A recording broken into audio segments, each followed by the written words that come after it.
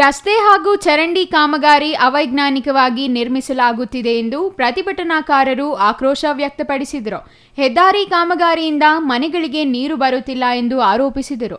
ಕಾಮಗಾರಿ ವೇಳೆ ನೀರು ಹಾಕದ ಕಾರಣ ಧೂಳು ಆವರಿಸುತ್ತಿದೆ ಎಂದು ಜನರು ಪ್ರತಿಭಟನಾಕಾರರು ಅಳಲು ತೋಡಿಕೊಂಡರು. ರಾಷ್ಟ್ರೀಯ ಹೆದ್ದಾರಿ ಪ್ರಾಧಿಕಾರದ ಅಧಿಕಾರಿಗಳು ಸ್ಥಳಕ್ಕೆ ಬರುವಂತೆ ಪಟ್ಟು ಹಿಡಿದರು. ರಸ್ತೆ ತಡೆಯಿಂದ ಸಂಚಾರ ಅಸ್ತವ್ಯಸ್ತವಾಗಿತ್ತು. ಗೌರಿಬಿದನೂರು ಚಿಕ್ಕಬಳ್ಳಾಪುರ ಮಾರ್ಗದಲ್ಲಿ ವಾಹನಗಳು ಕಿಲೋಮೀಟರ್ ಗಟ್ಟಲೆ ನಿಂತಲ್ಲೇ ನಿಲ್ಲುವಂತಾಯಿತು. ಹಲವು ಕಾಲ ಸ್ಥಳೀಯರು ಹಾಗೂ ಪೊಲೀಸರ ನಡುವೆ ಮಾತಿನ ಚಕಮಕಿ ನಡೆಯಿತು.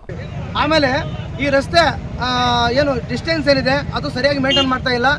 ಆಮೇಲೆ ಅವ್ರಿಗೆ ಇಷ್ಟ ಬಂದ ಕೆಲಸ ಮಾಡ್ತಾ ಇದ್ದಾರೆ. ಕಳಪೆ ಕಾಮಗಾರಿ ನಡೀತಾ ಇದೆ. ಇದರ ಬಗ್ಗೆ ನಾವು ನಮ್ಮ ನೆಚ್ಚಿನ ಶಾಸಕರಾಗಿರ್ತಕ್ಕಂಥ ಪುರುಷೋತ್ತಮೇಗೌಡರು ಗಮನಕ್ಕೂ ಕೂಡ ತರ್ತೀವಿ. ದಯವಿಟ್ಟು ಅವರು ಕೂಡ ಬಂದು ಈ ಒಂದು ಪರಿಶೀಲನೆ ಮಾಡಬೇಕು ಅಂತ ವಿನಂತಿ ಮಾಡ್ತಾ, ಏನು ಅಲ್ಪಸಂಖ್ಯಾತರು ಮತ್ತು ಹಿಂದುಳಿದ ವರ್ಗಗಳು ಎಲ್ಲರೂ ಕೂಡ ಇಲ್ಲಿ ಜೀವನ ಮಾಡ್ತಾ ಇದ್ದು ಸರಿಯಾದ ರೀತಿಯಲ್ಲಿ ಈಗ ಸುಮಾರು ಟ್ಯಾಂಕರ್ಗಳನ್ನು ಒಡಿಸ್ತಾ ಇದ್ದಾರೆ. ಆ ಟ್ಯಾಂಕರ್ಗಳಿಗೆ ದುಡ್ಡು ಕೊಟ್ಟು ಸಂಪುಗಳಿಗೆ ಒಡಿಸ್ಕೊತಾ ಇದ್ದಾರೆ. ದಯವಿಟ್ಟು ಅದ್ರ ತಪ್ಪಿಸಿ ದಯವಿಟ್ಟು ಆ ವಾಟರ್ ಮ್ಯಾನ್ಗಳಾಗಲಿ ಎಲ್ಲರನ್ನ ಕರೆಸಿ ಕೂಲಂಕುಷವಾಗಿ ಪರಿಶೀಲನೆ ಮಾಡಿ ಈ ಸಮಸ್ಯೆಗಳನ್ನು ಇಮ್ಮಿಡಿಯೇಟ್ಲಿ ಅಂದರೆ ಶೀಘ್ರದಲ್ಲೇ ಬಗೆಹರಿಸಬೇಕಂತ ನಾನು ವಿನಂತಿ ಮಾಡ್ತಾ ಇದ್ದೀನಿ. ಆ ಸಂಬಂಧಪಟ್ಟ ಅಧಿಕಾರಿಗಳಿಗೆ ಈಗಾಗಲೇ 3-4 ಸಲ ಅವ್ರ ಗಮನಕ್ಕೆ ತಂದರೂ ಕೂಡ ಅವ್ರು ಬಂದು ಈ ಒಂದು ಏನು ಭಾಳ ತೊಂದರೆ ಮಾಡಿದ್ರು. ನಾವು ಹೇಳಿದ್ದೀವಿ ಆಲ್ರೆಡಿ, ಸರ್ ಹಿಂಗೆಲ್ಲ ಸಮಸ್ಯೆಗಳಾಗಿದೆ.